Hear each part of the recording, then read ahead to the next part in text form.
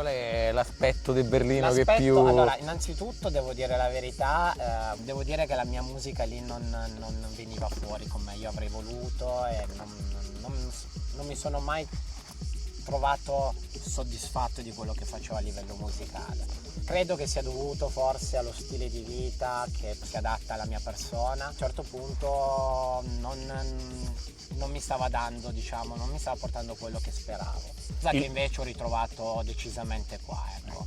Che anche solo il mettermi a fare musica dopo aver guardato un bellissimo panorama che abbiamo, come abbiamo qua, con delle forme, no? Queste bellissime landscapes, queste bellissime forme di territorio, cosa che invece ovviamente una città piuttosto grigia come Berlino è piatta.